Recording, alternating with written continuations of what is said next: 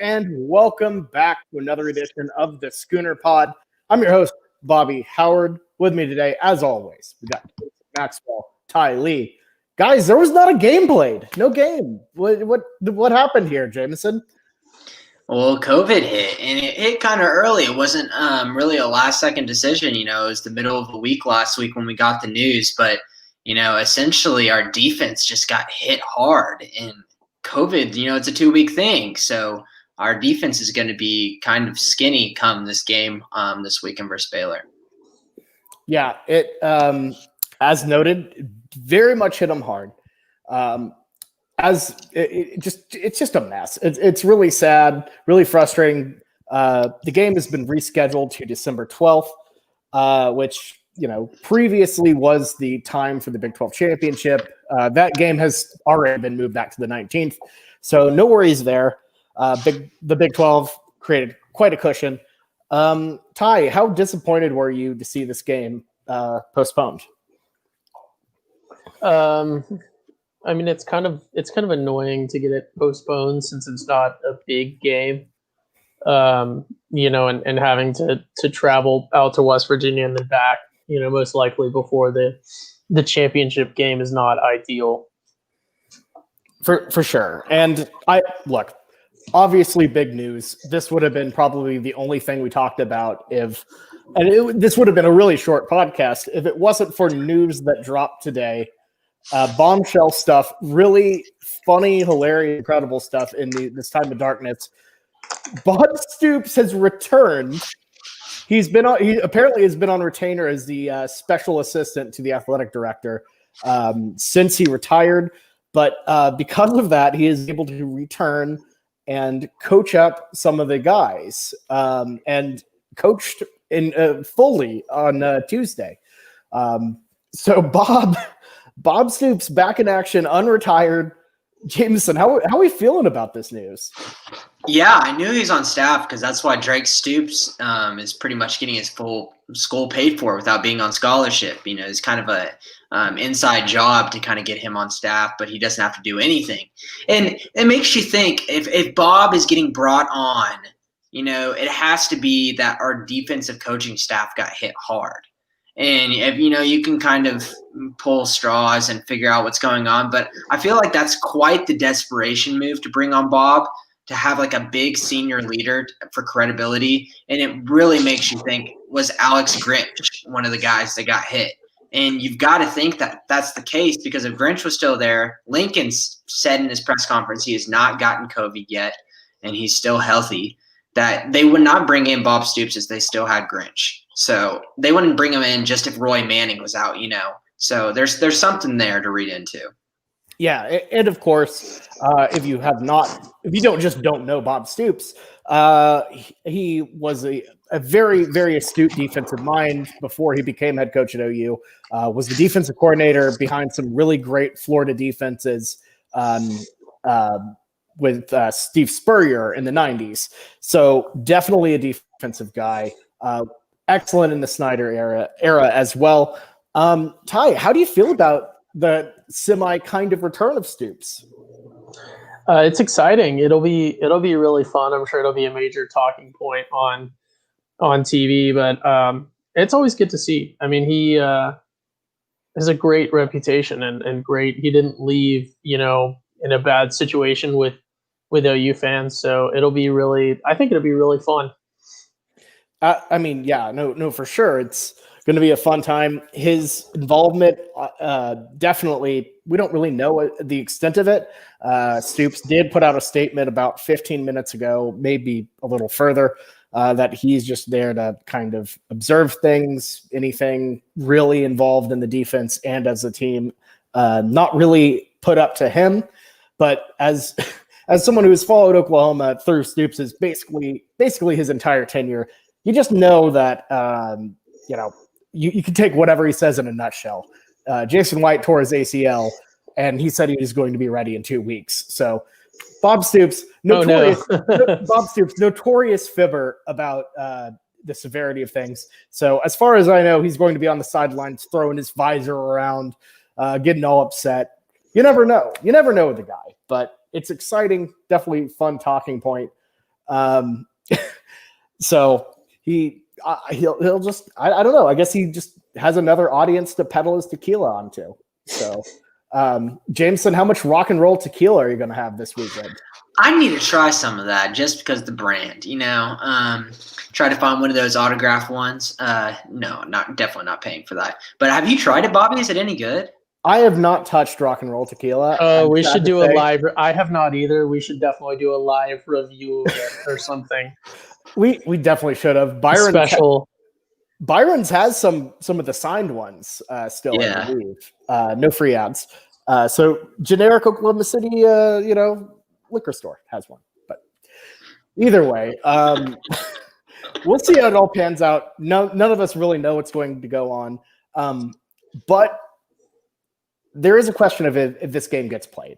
Last week's COVID results were 34. Now it's down about to the mid-20s. So, some of that has to do with basketball, which also canceled their games this weekend. But Jameson, looking into this, are we going to be playing football on Saturday? Yeah, I really do think it's a toss-up. Lincoln said in his press conference, if all things go well, they'll be able to play. So, essentially, if they're practicing right now, they have the players that they can play. But, chirping around, just kind of figuring out what's going on through reading articles, there's around, 11-ish players that got hit with this, and it's taken a lot of people down. And names would be like Buki, Woody Washington, Nick Benito, Pat Fields on the defensive end, that's a big deal, and that's a lot of guys in the secondary. And I'm sure there's also plenty of backups who got contact traced and hit into this as well. So what the news is we're trying to find guys to move into the secondary, move into other places on the defense to try to make things work. Whatever that be, like move a guy like a Jamal Morris back to safety, because he's had experience there. I don't know if Robert Barnes is healthy, but you could do that as well. Cornerbacks is going to be hard. And there's going to be a lot of people out of position on the defensive end. Offense should be decent, a lot better than OU. We know Spencer Rattler already has gotten COVID, so no matter what, we'll have Spencer. But the defense is going to be a little shaky. Yeah, I mean, absolutely. It's as you've noted, the defense is the side hit by it the most, which is, I guess, an issue. It's Baylor. Let's be real. Let's be very, very real about this. Baylor's not really a threat. I'm not too worried about him. Ty, I know you've kind of we've obviously done this show for 2 straight years now, and you've been watching Baylor this entire season.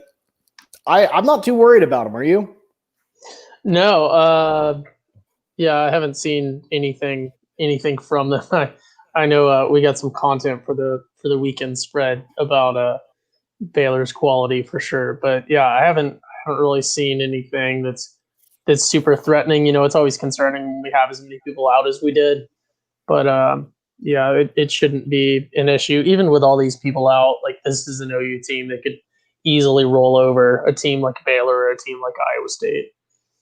Yeah, look, I'm going to be frank with y'all. There is not a lot to talk about because, our game, we can't recap that, COVID. The preview is basically green Kansas. Obviously not as bad as Kansas this year, the Baylor Bears are. But, they're just not good this year, even against Kansas State.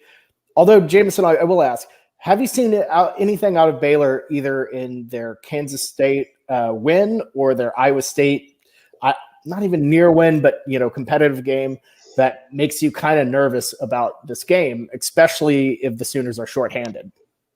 Yeah, they've kept their last 3 decently close. You said the 3 games ago with Iowa State, and then K-State last week, and then in between with Texas Tech where they lost on the last play. They've kept it decently close. So they're getting away from the really, really down and out poor play that they started at the beginning of the season. And I'm sure that was probably a lot due to their football program shutting down. So that probably took a big toll on them this season. I don't think it's fair to compare them to Kansas, put them on that level. Yes, they are poor, but I think the way they're playing these past 3 weeks, you can't put them on Kansas level. K-State, I think, is closer to Kansas's level. Look, fair enough. I think partially that's because of Will Howard being out, or Will Howard being the quarterback and not having to deal with Skylar Thompson, who really elevates that Kansas State team. And you're right, maybe that is a little too harsh, but Baylor for sure has not been a very good football team this year. Definitely. I mean, the thing is, we're stuck still with a little bit of recency bias from last season. We saw Charlie Brewer as a competent quarterback for the Baylor Bears, and this is a quarterback. I say competent, like he got the job done. Yeah, and he had respect to his name, and I know a lot of it went out in that Big 12 championship game, but whenever we move into a new season, you have a returning quarterback like that, you expect that they're going to do decent. And we keep on having hope for them over and over. And that's our problem with it, because he's not doing decent. He changed his number and everything's went wrong since then. So I don't know how much of it is his supporting cast around him he's lost. Baylor lost a lot of guys in the draft, like Lynch and then Mims, guys like that, stars on that team that I'm sure were leaders. And like I said earlier, the COVID shutting them down was a huge deal for them, because they were pretty much the only team in the Big 12 that happened to. Well, yeah, I mean, let's also not forget the fact that, new coach with Dave Aranda, that's a very hard environment to kind of take control, especially when, you're, taking control of a program that was led by someone who is really beloved in Waco. And, not Matt Campbell, good God. Shoot, the guy with the weird jacket. I've already forgotten about him. Panthers coach. Please help me. I had a fictional character that he's Winnie the Pooh. I still can't think of his name. Does nobody know it? I was hoping Bobby would say it by now. Hang on. It's going to come to me. Shoot. Oh, I've already forgotten that year so quickly. This is so dumb. Oh, this is so bad. We're first name podcast. We've always known that. You had Matt. We're okay. His first name is Matt Rule. I said it already. Did y'all not hear me? The rule part cut out. The rule part cut out. I was going to say, yeah, we had the first name podcast, Matt Rule. First name pod. There, I guess, yeah. Now we flipped names. We're first names when it comes to coaches. Last name when it comes to players. Oh boy, something like that. Look, this Baylor team definitely is taking a bit of a hit. We'll see how it all pans out. I'm not too worried about them, but hey, it'll be a test of the Sooners' depth for sure. Let's move on. College football playoff rankings dropped today. Obviously, you don't expect OU to move anywhere, but Sooners staying put at 11. You can kind of look at what's going on around them. Iowa State took a leap up to 9, and confusingly, out of nowhere, Oklahoma State took an 8 ranking jump to 15 after barely beating a Texas Tech team. And let me just put it this way. One of the most disgusting acts of failing to cover I've seen in quite a while. So it seems kind of weird to ask about college football playoff runs, because we obviously know Jameson gets all triggered about that whenever I bring it up. But how do you think everything's kind of like setting up here for the Sooners? Ty, I'll let you start. Bobby, it's not a thing for OU. Even if we beat Iowa State and, in theory, eliminate sort of one of our losses, I don't see it. There's too many other teams.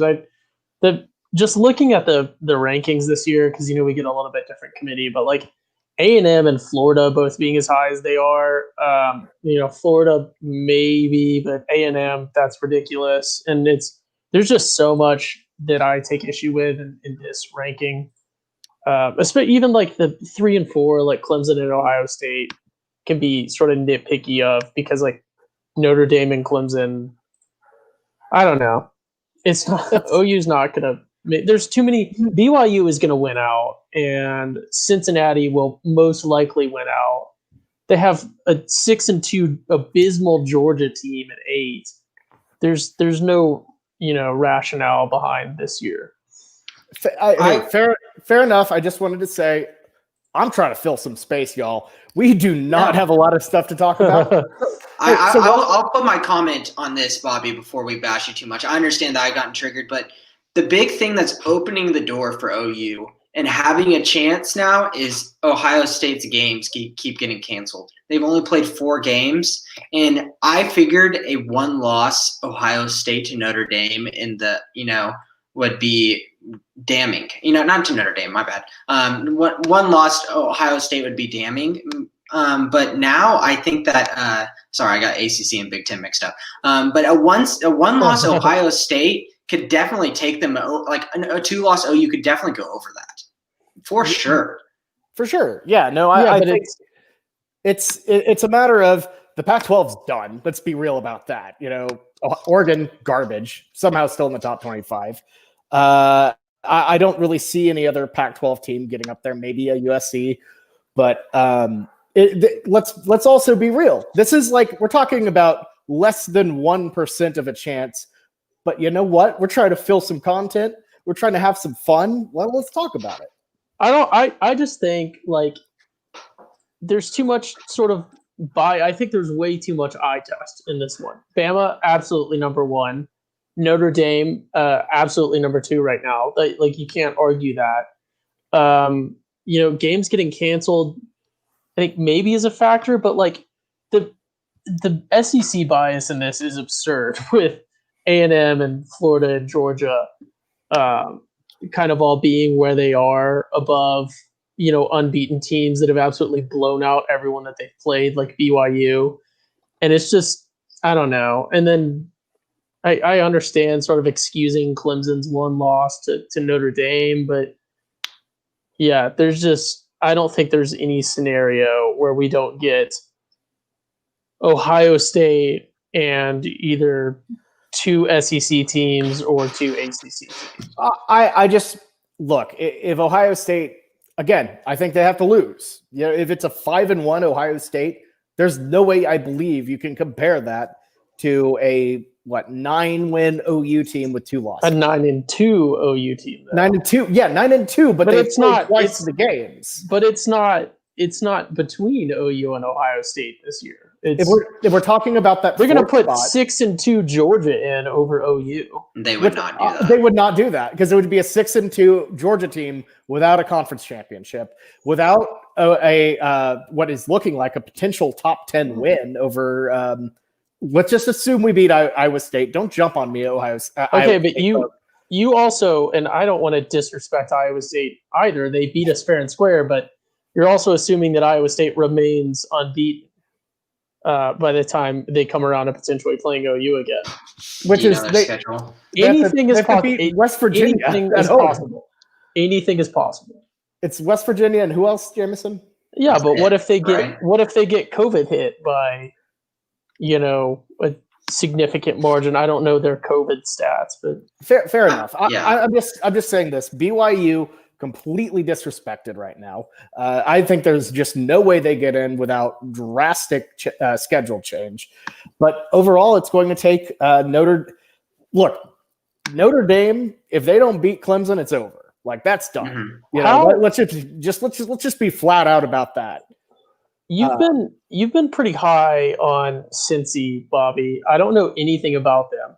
How are they at number 7 at 8-0, and BYU is at 13? Because I understand that BYU doesn't have a good schedule, but they've absolutely dominated everyone that they've played. Like, would other teams do any better against BYU's schedule? Like, I don't think that they've been winning by 4, 5, 6 touchdowns easily.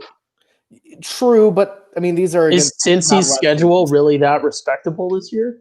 No, but the AAC is definitely a better league than the Mountain West or whatever group of teams. I don't know BYU's cobbled together. Yeah, it's the biggest thing. Yeah, they're independent, but they've been playing a lot of Mountain West teams. They just kind of play whoever. And the way that you can kind of morph your schedule to your liking is not going to be viewed as well in the committee. And it also doesn't help them at all that they're dodging scheduling more games whenever they have time to do it. BYU seems to be complacent on the fact that they've done so well this season that they're up and they're ready to cash out rather than go for the jackpot.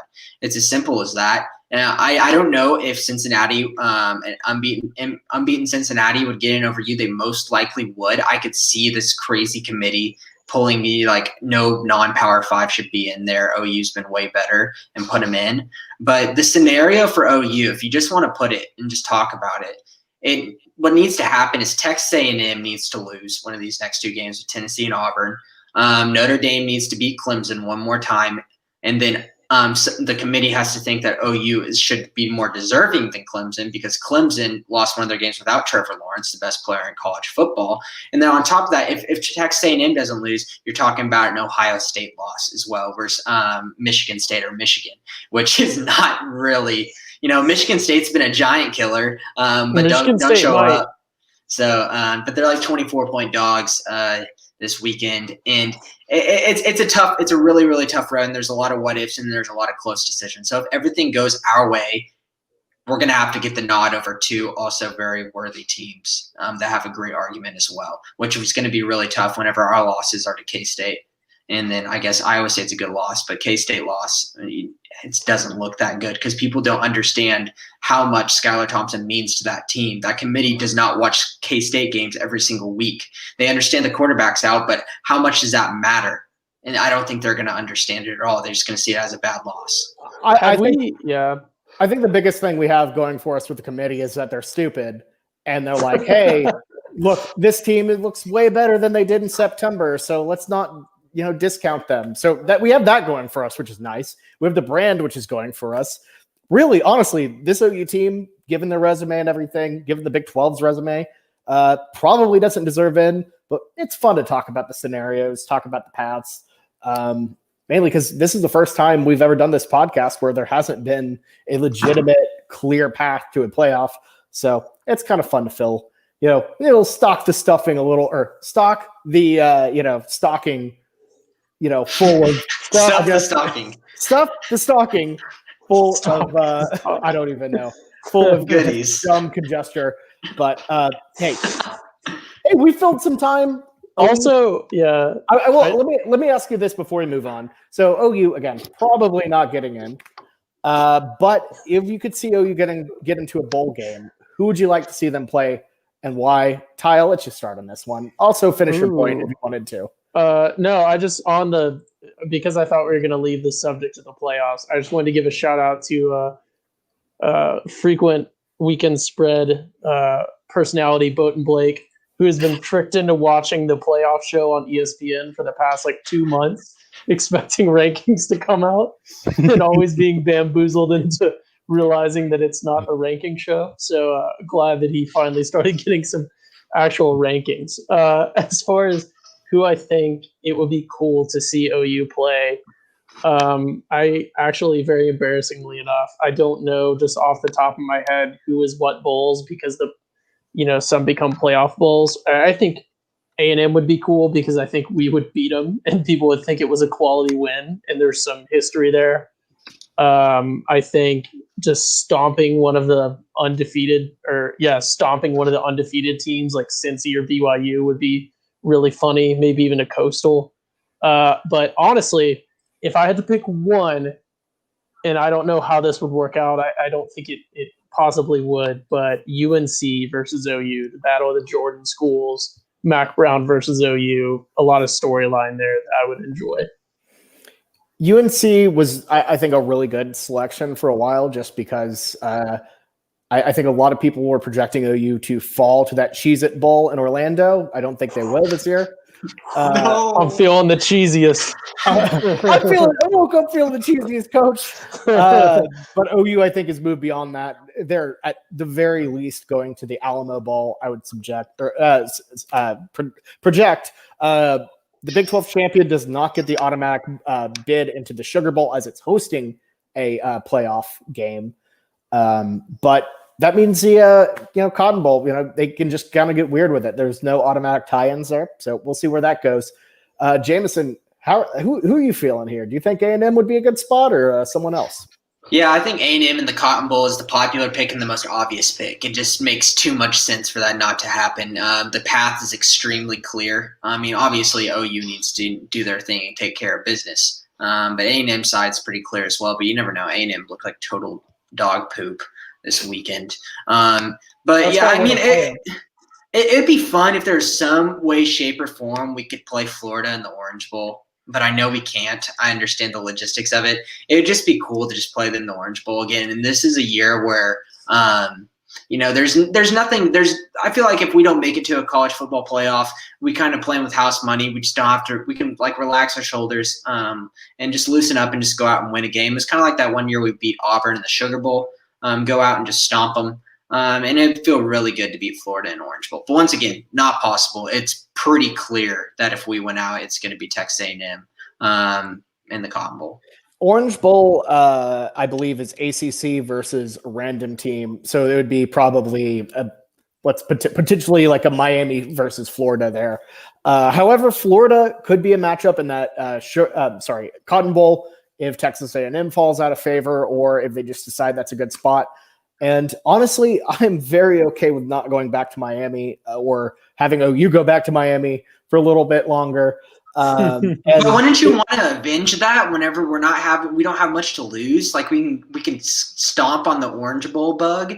That'd feel nice. Just get the monkey off your back, call it good.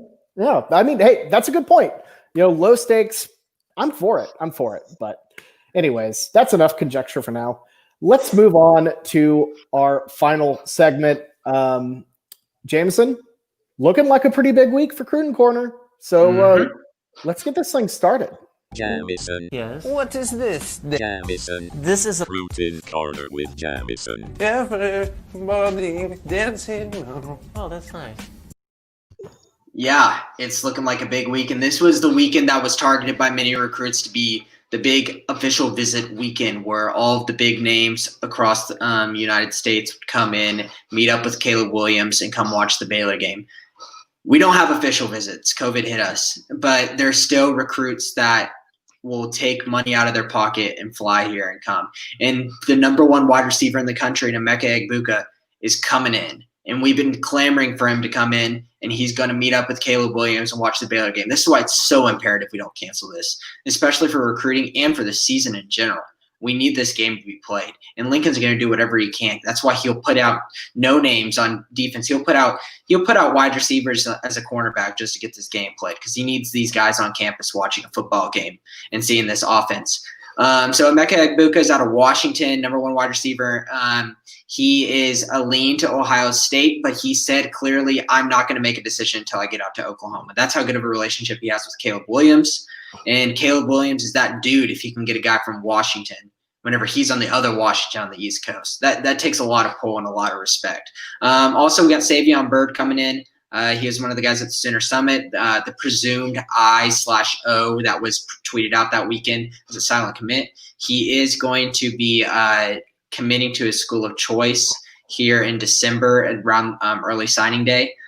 We assume to be the leader there as well, and this trip will only help it. The team to worry about there is SMU because he is from Duncanville, and there's connections to SMU's coaching staff there. But all in all, it's going to be a great weekend if we can get this game going on. Emeka Egbuka, Caleb Williams, Savion Byrd, and I'm sure there might be more. And who knows who shows up. Kamar Wheaton is extremely quiet, a guy that you won't hear anything about, but you never know if he could come in. Bryce Foster already came in, and Remington Strickland came in the past game, so they will not be coming back again. But this is a very, very good sign for us moving forward. And I'm really excited to see what comes out of it with Emeka Egbuka and OU. Yeah, for sure.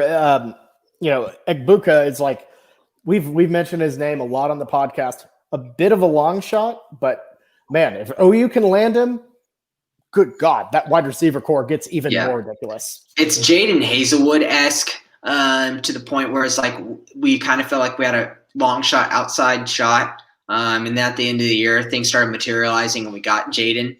The thing is that's different there is Emeka Egbuka does not have an Oklahoma connection. There's no reason for him to come to Oklahoma other than Caleb Williams. Jaden had a big Oklahoma connection with his dad, So I don't see it. Words out that he has applied to Ohio State, which doesn't happen much, but he's also applied to OU through college. Not many recruits do that. Usually it's kind of a fast-tracked thing. So he's sent in applications to those two schools. So we'll see what ends up happening there. We could just be reading, grasping straws here, but it'll be a fun one. Also, on the other end of things, with things getting kind of interesting at the two UT schools, which UT has been funnier to watch collapse? The University of Texas or the University of Tennessee? It's got to be Texas. I mean, they just had Caden Stearns just opt out for the season along with Cosme, their left tackle. It's honestly embarrassing. The only couple guys that can go to the draft are saying, I'm done with 2 games left. Like, what? Like, are you kidding me? It's not even for the bowl game. They got knocked out of the Big 12 and they said, I'm done. I can't do this anymore. That's essentially what it was. You finish the season and then you opt out for the bowl game. That's respectable. You've never seen this ever. It's not because of COVID. They've had enough. And, dude, Herman is gone if they can find a good replacement for him. Yeah, I mean, you've heard stuff from, Chris Del Conte saying that, at least according to Herman, that, they're just like, he's like, I'll call any recruit, say your job's good or whatever. But, well, I don't know. It feels like the end of the line for Herman. Ty, how are you feeling about the state of Tom Herman, and are you dancing on the grave, or kind of hoping he's not leaving?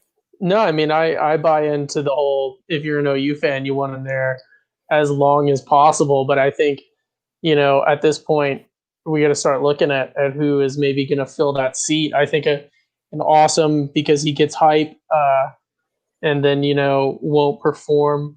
Harbaugh would be a good fit when he gets fired. I think there's a lot of possibilities. This weekend, Bob Stoops can really maybe up his Texas contract potentially by coaching well. Never going to happen. Never going to happen. But there's always Urban. There's always Urban. There's zero Here's shot. The thing. Here's I'm going to level with you guys for a second, though, on a completely serious sort of monologue, but I'll keep it short. Urban Meyer has an addiction. Okay, he has demons inside of him, and he is addicted to the game. And I understand he's retired from that, and he claims he's recovering and stuff. But if Texas can find a way to recruit him and just get those demons going, he won't be able to help himself. With that budget and with that prestige and with that potential to win and bring a program back, I understand he says he's done. And, like Stoops said, but he's not like Stoops. He has demons inside of him, and Texas can exploit that. And, it's a joke, but it's a possibility. Hey, his wife's looking at houses in Austin right now. Apparently so. I mean, we'll see how all that turns out for sure. But I don't know. It's just looking bad in Austin, looking good for OU. But anyways, that's all we have for today. We squeezed this thing as far as we could to get some content, but it is time for us to move on to our picks if you're listening to this live. So with that being said, thank you so much for listening. On behalf of me, Jameson, and Ty, this has been the Schooner Pod.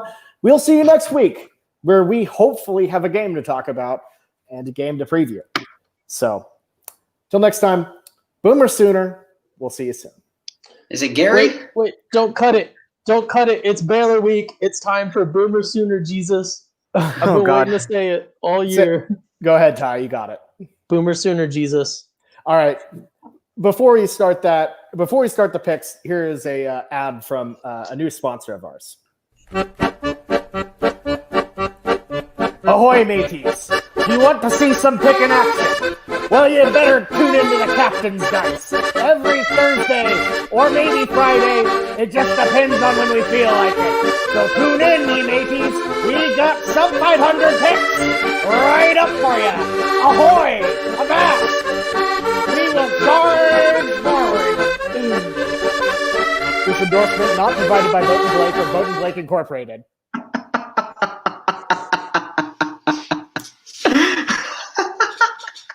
All right. Did he pay us for that? He did not pay for that. What happened to no free ads? I thought it was funny. I don't know. It's always good to troll. And look, the guy's in last place. We should help him out. Anyways, hello and welcome to the Weekend Spread presented by the Schooner Pod. I'm your host, Bobby Howard. With me today, as always, we got the number one guy in the pick contest, Ty Lee. Ty, welcome on, buddy. What's going on? And as always, but not as always, because he's finally moved out of the cellar. Number 3, Jameson. I'm number 2, Bobby, and we are here to dance on maybe not the grave just yet, but we are here. Number 2, Bobby. I'm number 2, Bobby, in all of college football. Who does number 2 Bobby work for? Anchor. Oh, I thought that was an Anchor. I do probably work for Anchor as well. But anyways, we're here to talk some picks. But before we start, this is the first time this season all three of us are on top of our rival from the South, Bowden Blake, who has sunk to very, very new lows. This is the first time all three of us are ranked above him. If you did not know, we have a bet with him going that if we finish below him and his random dice, we have to listen to the TCU fight song. Looks like all of us are safe right now, so we just need to hang on, keep going. But Jameson, Ty obviously doing great, continuing to lead. But Jameson, how are you feeling? Being free from the shackles of the cellar. Everything went right for me last week when it came down to going against Blake. All of the picks I had different from him, I won. The only picks I lost last week was Coward's OSU not going into the end zone, and Coward's Baylor, I guess not Cowards, it's K-State being unintelligent, not letting Baylor score at the end of the game so K-State could get another chance to go in, score, and win the game rather than give them an easy field goal at the end. You saw what happened in that Detroit Lions Atlanta Falcons game. That's what you do. That's what you're smart. That's why OSU kneeled the ball before going into the end zone, because they didn't want to have a chance. It made no sense on K-State's end. I was 6-2 last week. I'm very happy. I feel like I'm hitting my stride. Ty, you also, I believe, went 6-2. Feeling good. Coasting your 10 games over 500. Doing great. Yeah, I think I'm just doing the math. I am 1 week away, if I continue on my sort of track, from being just completely safe, even if I lose out the last 2 weeks. Actually, that's not even factoring in Blake's. Even if he won out the last 2 weeks and I lost out, I'm almost to the point of safety. So that's exciting. Yeah, absolutely. I'm feeling good where I'm at. I just don't want to be last. So we'll just keep that up. Keep up the good vibes. But anyways, we're trying to go quick through these picks. We'll start with the game of the week. For real, this is College Game Day, and I could not be happier. We have Liberty at Coastal Carolina. The Chanticleer is hosting College Game Day for the first time ever on the teal turf. Liberty, coming off of lost NC State, looking to take another name on their list in the top, well, maybe not top 25, but a good team. So that is at 1 p.m. ESPNU. Coastal favored by 7 points. Jameson, I'll let you get the start here. Are you feeling Coastal again, or do you think Liberty has some more magic in their hat here? Coastal worked up on Boko last week. Sad, but we all saw it coming. Here's the deal. I was not really blown away by Coastal's play when they played Appalachian State. I feel like Appalachian State kind of blew that cover. It was obviously a backdoor for Coastal's end. And now we're getting 7 points. I understand Liberty has one loss to NC State, but, that was a 15-14 ugly game. I'm going to go Liberty +7 here. I'm not for sure on it. Coastal is a very high-powered team. I love their quarterback in Grayson McCall. He's got that it factor that's hard to find, especially in a school like Coastal Carolina. They could definitely run out Liberty because they have way more motivation to do well compared to a one-loss Liberty. If Liberty was still undefeated, it'd be a completely different score. I feel very confident in Liberty if they score 2 more points versus NC State.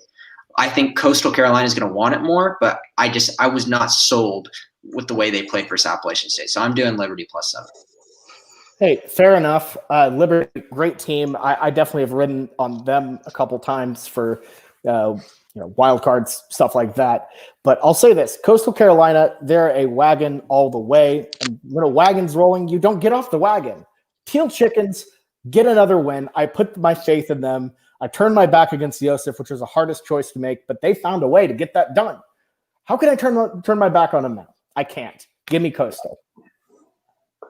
Yeah, I am also one shout out to the live viewers or whoever's watching this. I'm just really I really enjoy this banner. It's just really this color schemes, the graphic design here, awesome. So good job with that. Thank you. Podcast listeners, imagine a banner that looks nice. But I'm also going to go with Coastal here. It's a tough pick, but the deciding factor for me on this one, because I don't have the breadth of analysis that Bobby and Jameson do for these teams. The deciding factor on this one is in 2020 in the COVID season, the home teams have always done really well. So I'm going to go with the home team here. Give me Coastal. Absolutely. Moving on to our next game, massive game in the SEC, and for those tinfoil nut jobs like myself who think OU still has a chance. Texas A&M at Auburn. 11 a.m. tilt on ESPN. Aggies only favored by 7. This line has jumped up from Tree Fitty at the start of the week. Ty, is there any chance Texas A&M goes down here? Really pathetic showing from the Auburn Tigers last week, but not convincing out of A&M last week either. Yeah, this one is rough because it's just I don't think it's maybe a super tough decision, but I just personally I don't buy into the A&M thing. Maybe it's some sort of it's not a hatred for A&M. I don't hate A&M like some people do. It's just I'm so used to them being way overhyped and then really disappointing, and I'm feeling like they just haven't hit that point yet. I know Auburn got stomped, predictably in the Iron Bowl, but I really think this one could go either way. But I'm gonna have to go A&M here. Just because I'm gonna believe what people are saying because we're so far into the season and they haven't sort of crumbled yet. And I'm a Bo Nix hater for sure. That team is not good at football. Yeah, I get that, and 7 points. Thinking of Texas A&M beating Auburn by over 7 is tough. But then you think about Bo Nix, and you think about that Texas A&M defense that would look so solid against LSU, has been a stalwart. That is what's carried him. Kellen Mond, not that great of a football player, I think, but that defense, too good. Texas A&M wins this specifically just on their defense. I think it'll be a narrow cover just because you won't see a lot of offensive production, but A&M has this in the bag the entire game. So give me the Aggies -7. Yeah, I think 7 is a much more accurate line than 3.5. That makes sense because you could definitely see a 7-point win from Aggie. Here's my deal: that LSU game, I said it earlier, was ugly. LSU and Ed Orgeron should be embarrassed of themselves in how they coached that game. There was nothing to the fact of trying to test Texas A&M's defense at all. They were just completely just trying to get by. Their quarterback play was embarrassing. Their play calling was embarrassing. They were really reeling after Joe Brady. Kellen Mond went out there 11 out of 34 passes for 105 yards, 0 touchdowns. That is also extremely embarrassing. The only gleaming guy for A&M is former OU guy Isaiah Spiller. I hate to be the one guy to go against on both these past picks, but I'm picking Auburn.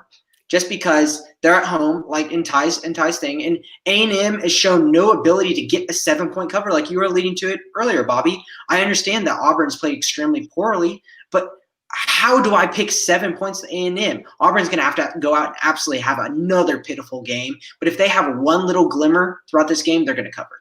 I'm not going to lie, I just kept thinking of Bo Nix throwing at least 1 pick six, that sort of thing. Oh, he will. Offense being generated by defense, that sort of deal. It's going to be a gross game. Anyways, let's move on to another really, truly disgusting game. I kind of wish this was basketball. They all are. No, this one's Kansas easy. at no. Texas Tech, 11 a.m. It's Fox Sports 2. Not even one. line. It's so. I didn't even know FS2 was a thing. Tech is favored by 27.5. Look, I was wrote on that Kansas line the last time. God. Yeah, that was bad, Bobby. That was a huge mistake. I just Jameson. I think this is an easy one, maybe. Yeah, here's the deal. No. I'll give it to Kansas. They did show some optimism. When Miles Kendrick came in the game at the beginning. Cut him off. He said he's taking Kansas. Cut him off. No. Stop the count. Stop the count. I'm done. Texas Tech. No more analysis. Jameson's Stop going the Texas Tech. count. Stop the count. Look, I took my flyer on my once a year chance to go for Kansas. Hope it works out. It went miserably. I never want to be in that position again. I don't know how either of y'all have done that this season. Pitiful team. Texas Tech has the right stuff to get this cover. Give me the Red Raiders. Ty. Alan Bowman could do this with, well, I can't say with one lung because he probably will be playing with one lung. Oh, no. Give me, that's not a COVID joke, by the way. Give me Tech here. I think I don't want to do it. I don't want to. Tech is so terrible. But I just really feel like they're going to come out. Like, Tech is the kid that has just constantly been, like, pushed around on the playground and just bullied by everyone else. And now on his walk home, he runs into, like, little old Kansas. And he's just going to take out. Yeah. Tech is like Tech's like that weird kid that, like, tortures bugs, and Kansas is a poor ladybug that has landed on his shirt and is about to get just, like, his legs picked off or something. I don't know. Yeah, give me Tech here. The dog in the sheet on his way home is just gonna stop right on that ladybug. No remorse, no nothing, no chirp from the ladybug. Ladybugs versus dog with ghost sheets. I love it. Next up, we have it. Look, this is a very suspect line. I don't know what's going on here. This isn't even. I swear this is real. It's been lower, but also it's been higher and has dipped low. It opened at 3.5, is now at 2.5. Oklahoma State at TCU, 11 a.m. on ESPN2. Pokes only favored by 2.5 on the road at Fort Worth. Ty, the dogs are clearly barking, but literally, I don't know. Does this seem like fool's gold for Oklahoma State, or is this going to be a big time for the home dogs? Yeah. So, like I said on the home team thing, it's in Fort Worth, and so that's not really a significant home field advantage whatsoever. The bulk of Oklahoma State's players are probably from that area. I have no idea why this line is like this. Oklahoma State, I know they've had a rough patch with OU, Texas, and then barely winning last week. But I really think they have it in them, and I really think they're, the team is probably crushed because they had super high hopes previous to their last sort of 3-game stretch. But I think that it's 2.5. You guys hate my rule, but on this one, I am just going to, set a ground rule and say I'm picking the winner. And I think Oklahoma State wins this one for sure. So give me OSU. Fair enough. And, a lot needs to be kind of figured out with the status of LD Brown and Chuba Hubbard. But look, at the end of the day, I think Oklahoma State has enough to get it done and get it done by at least 2.5. I think this line's kind of criminally low. TCU, I guess I've been down on the Frogs pretty much all season. OSU's going to get this done, get this cover. I could be very wrong. Maybe Vegas knows something I don't, but it doesn't seem like things are melting down as much in Stillwater as they are in other places in the Big 12. So give me the Pokes to cover this. Jameson, is this too good to be true? It doesn't make any sense. I understand OSU looked like total, they look more like a dog in sheet last week than Texas Tech. But it's come on. come on, I don't see TCU covering the spread. I like OSU minus 2.5. I feel like these past couple picks will be pretty chalk. Fair enough. All right. Moving on to another possible chalk. We have Texas at Kansas State, 11 a.m. kickoff on Fox. So it's big news Saturday for the Longhorns. Vegas seems to not care about the fleas jumping from the ship here with Texas. Line has boosted up from 8.5 to 10.5. So it has definitely shifted a bit. Jameson, you think the Longhorns have enough in them to beat K-State in Manhattan? No, I mean they ain't covering. They have nothing in it for them to go out and do well.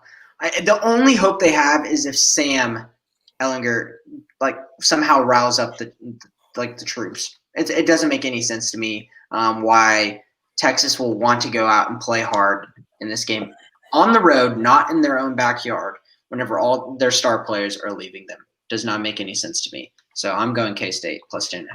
Yeah, for the longtime followers of this podcast, I've long noted that Texas is historically abysmal in Manhattan. And while I don't think they lose this game, they're not covering 10.5. I think K-State has enough grit to get this thing close. Give me the Wildcats to cover 10.5. Ty, what do you think? This is why I'm in first place. Give me Texas. There you go. I guess that says enough. All right, moving on to a very intriguing game in the Big 12. West Virginia Mountaineers traveling to Ames and playing Iowa State. 2:30 ESPN. Cyclones favored by just a touchdown. Ty, you kind of alluded to it earlier in the Schooner Pod, I believe, that you thought Iowa State would have a tough road to hoe, so to say. Do you think the Mountaineers really push the Cyclones here? I think that they can, maybe with some weird stuff, but having to go to Iowa State, I think this is an easy Iowa State cover. Fair enough. I think the Cyclones also cover on this one. The Peanut Gallery is asking for more of the dog, by the way, Ty. So have that. Give the people what they want. Katie's done with class, so she's in the other room now. Okay, fair enough. Jameson, do you share our optimism that Iowa State's going to cover 7? I'm not optimistic. I'll take 7 because it's even. 7.5 would scare me. I think that it's going to help them that they're at home. But they just got the 9 spot and they got one more game. It's going to be easy to look ahead into the future. But I'm gonna go Iowa State minus 7 as well. Yeah, eyes are certainly on the prize for the Cyclones. They have reached their highest ranking ever, which was also number 9 in 2002. So good on the Cyclones, shaping up to be an excellent run and potentially making the Big 12 championship. Moving on to the game that everyone is clearly hyped for, everyone's excited for. Baylor at Oklahoma. The Sooners hosting the Bears, allegedly, 7 p.m. on Fox. Sooners favored by 22. Jameson, this is a big point spread, and with the issues around the Sooners, Vegas doesn't seem to be flinching at all. The line has not moved. I believe it went from 22.5 to 22. Do you share the optimism that the Sharks are having out there? I can really see it because, like I said, the offense doesn't seem to be hit as hard as the defense. We can go out and score, and if we can score enough, and Baylor's offense that has just been embarrassing us sometimes just trips up, we can go out and win by 24. I'm just not willing to take that risk due to the fact that once we get up big, if we do get up big, who's going to come in for second and third units once we're already scrambled and got guys in random positions? I think that's just recipe for backdoor cover there. So I'm going to go Baylor plus 22. Look, I'm with you. I think this line is just a little too high given everything we know about what's going on with Oklahoma. Yeah, I don't like it. I don't like it at all. Give me Baylor plus 22. Ty? Yeah, this one is a really rough decision for me. Like you guys said, there's a lot to consider. in the fact that Baylor, like we talked about, hasn't really been. They don't have a great record, but they haven't really been getting blown out. And OU with a lot of hits. Let me just take a quick glance here. Ooh, yeah, Baylor's averaging still 4 touchdowns a game. Oh, I know this is probably really rough. I'm gonna have to go with Baylor. Yeah, it was a tough decision, but I'm gonna have to go with Baylor here. I think that OU just barely misses it. I could see 21 points if we're really lucky, but with as hit as this defense is, they're really gonna try to exploit that. Yeah, I think we're all. They're gonna throw all. I think this could be a shootout. I think we're all in agreement. I think we're all in agreement, other than the chat, who Trey Howard says Sooners will stomp a mud puddle into them. We'll see how healthy they are. But guys, it's time for my favorite pick of the week. Guys, why aren't the brakes working? Because I cut the brakes! Wild card, bitches! Yeah! What? Oh, God! Oh, my God! Christ, guys, I can't stop this van! Okay. Oh man, the Texas State plus 14.5 was just brilliant there. Thank To people who are watching me or listening on podcasts, watch the video. It's great. It's good. It's good. Texas State no longer available, as their season is done after playing like 40 games this year and only winning 2. So shout out to Boko for a good season. Wanted to give you a little bit of a tribute there. Moving on to wild card. Man, this is a tough one. I not a lot of lines I'm super in love with. So, I'm going to get weird and just go with let's go with Navy plus 12 against Tulsa. Not because I think that the midshipmen are going to beat Tulsa. Oh, that's a bad beat, Bobby. That's a bad beat. Tulsa's going to somehow find a way to win narrowly. It's going to make 0 sense. This is probably a bad pick, but I have not found anything that looks particularly tasty. So give me the midshipmen to cover 12. Ty, wait, why is that a bad beat? Bobby, I'm our resident Navy fan. Navy is not good. They're not good, Bobby. They're not playing in those awesome. We'll talk about it next week, because that'll be the week for it. But those Army Navy uniforms that are iced out, I'm in love with those. But yeah, Navy's not going to do good, Bobby. You're going to get stomped. I'm just saying, Tulsa's just going to find a weird way to win by like 3. That's what I'm banking on. It's possible. I'm banking on the tradition of Tulsa to keep it close for no random apparent reason. Ty, what do we have for you on wild card? Any Swedish football, or are we sticking to normal? It's always been Swiss. It's never been Swedish. Okay, fine. We're going to go back to all reliable. You guys already knew it was going to be in the Pac-12. So just stop listening now. Skip forward if you're a Pac-12 hater. I promise we're not doing USC. We skipped USC like the past 3 weeks. Okay. I like this pick. We got the UCLA Bruins, 2-2. Yeah. So they've played 4 games. That's a very important factor to remember here. We have a 4-game team versus 0-1, my Arizona State Sun Devils. They're playing in Tempe. Arizona State, if you guys remember, has really been hit with COVID significantly. And in the Pac, they don't have room to roll their games, so they've had some games canceled. They very narrowly lost to USC, who remains undefeated. Arizona State has been really promising in their one game, and they are 3-point favorites against UCLA at home. UCLA, like I said, they have lost 2 games. They lost to Colorado in an absolute shootout, and then they lost to Oregon also in a shootout. So they can put up some points. They've been putting up, decent points, 30 plus in all their games, but I really think Arizona State gets that 3-point cover here. So give me Arizona State -3. Hey, stick with what you know. Jamison, who do you got on your wild card? I'll keep it quick. I picked against Coastal this week in spite of Bobby. So just for a little nod of the hat. I'm hopping on Yosef minus 2.5 versus Louisiana. Give me a game that I can watch on Friday and be totally interested in. They're at home playing Louisiana. Louisiana's only lost one game this year. They kept it close to some good teams, but the games I've watched, I've just not been really that impressed. So I'm going to go Appalachian State minus 2.5 on Friday night. Okay, fair enough. I kind of liked Yosef there. I just didn't pull the trigger because I really like that Louisiana team. But anyways, all right. Well, that's our show. Thank you so much for watching. If you watched live, if you listened via podcast, hey, we love you too. So thank you so much for listening. We'll be right back at it next week, where hopefully we extend our lead over Blake. So for me, Jameson, and Ty, this has been the Weekend Spread presented by the Schooner Pod. See you next week. Happy picking, everyone. Boomer Sooner Jesus.